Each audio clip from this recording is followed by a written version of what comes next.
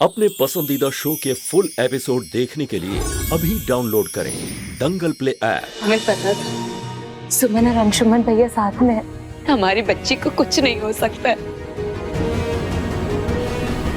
लेकिन तुम्हारे अंशुमन भैया सुमन के साथ नहीं है, बल्कि उस पत्नी के साथ मिलकर हमारी बच्ची को पालने वाले हैं जिसने मोबाइल के चक्कर में हमारी बच्ची को गिरा दिया और जन्म देने वाली माँ बेहोश हो गई है। ये अच्छी माँ कैसे बन पाएगी? अरे दामाद जी, जो कुछ भी हुआ गलती से हुआ, और ऐसी गलती तो किसी से भी हो सकती है। लेकिन गलती से उसकी जान आफत में जरूर डाल सकती है। अरे एक दिन बच्ची नहीं संभाल पाई है, पूरी परवरिश कैसे करेगी? सॉरी मिस्टर अंशुमन, लेकिन सौरभ जी की बात बिल्कुल सही है।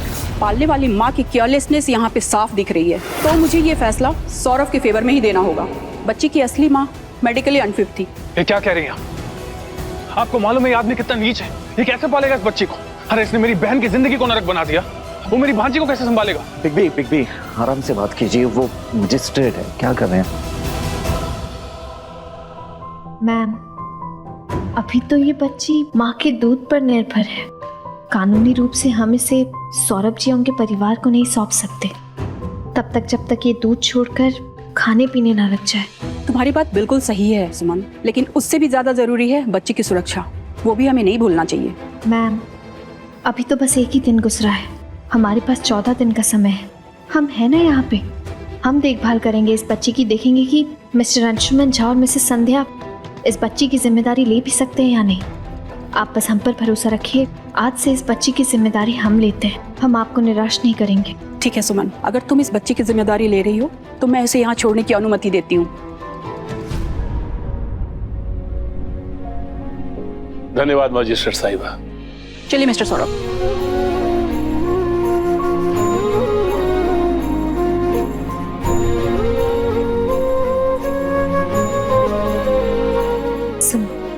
तुमने हमारे बच्चे को हमसे दूर जाने से बचा लिया।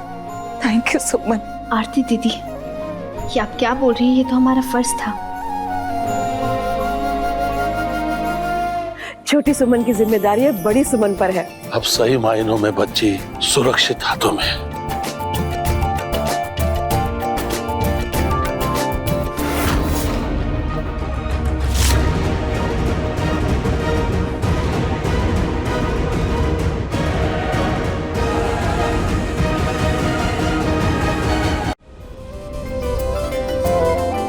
सुमन, इस छोटी सी सुमन को प्रेम में रख सकती हो? जी, आजा, आराम से।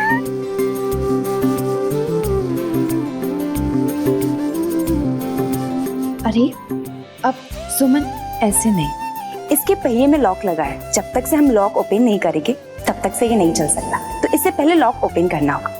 हाँ, अच्छा।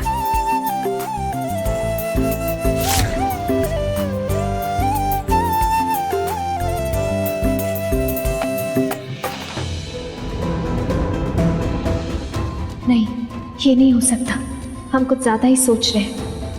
क्या हुआ सुमन?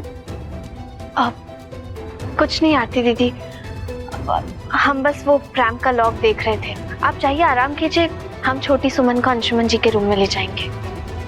ध्यान रख।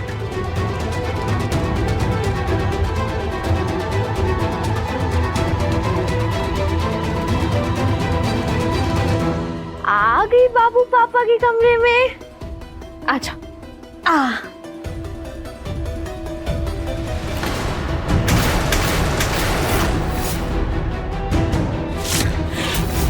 ये क्या कर दिया बाबू ने? अब पापा डांटेंगे ना? अब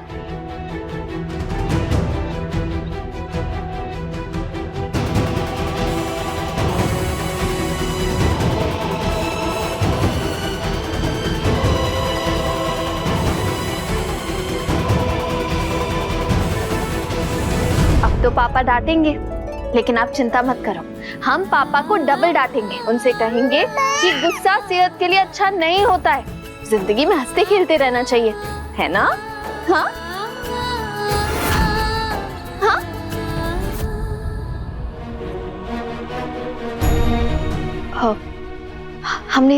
हमने देखा ही नहीं कि आप आ गए। हम तो बस बच्ची को छोड़ने आए थे, कमरे में कोई था नहीं, इसलिए यहाँ रुक गए।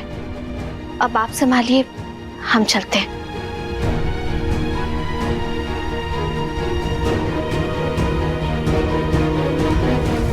देखो सुमन, छोटी सुमन तुम्हारे साथ कितनी खुश है, तो सच कहूं तो ये तुम्हारे साथ ही सेफ रहेगी। सिर्फ 14 दिन के लिए। उसके बाद हम ये घर छोड़कर चले जाएंगे। सुमन, तुम्हारे जाने के बाद मेरी जिंदगी फिर से रुक जाएगी। जिंदगी किसी के बिना नहीं रुकती अंशुमन जी। जैसे आप अपनी जिंदगी में आगे बढ़ गए, हमें भी अपनी जिंदगी में आगे बढ़ना होगा।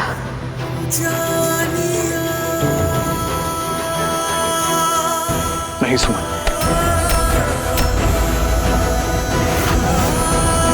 मैं आज भी वहीं खड़ा हूं जहां तुम मुझे छोड़कर गई थी। मेरी जिंदगी अभी भी वहीं ठहरी हुई है। मैं आज भी अपनी सुमन का इंतजार कर रहा हूं।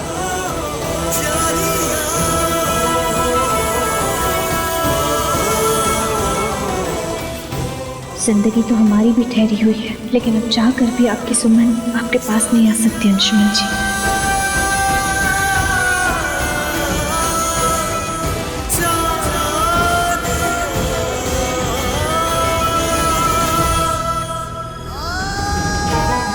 अब इंतजार करने का कोई फायदा नहीं अंशुमन जी। अब आप इस बच्ची के फ्यूचर के बारे में सोचिए,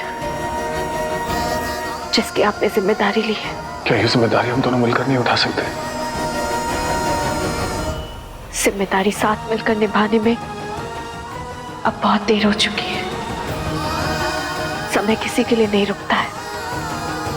जिंदगी में कुछ चीजें पीछे मुड़कर बदली नहीं जा सकती।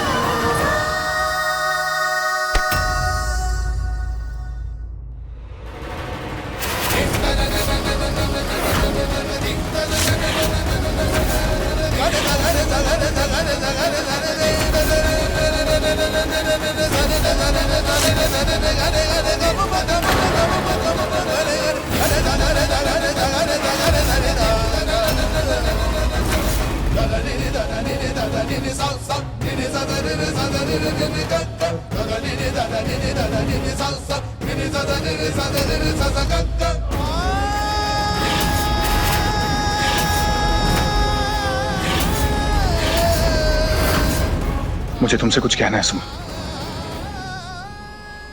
हाथ छोड़िए हमारा अंशुमन जी।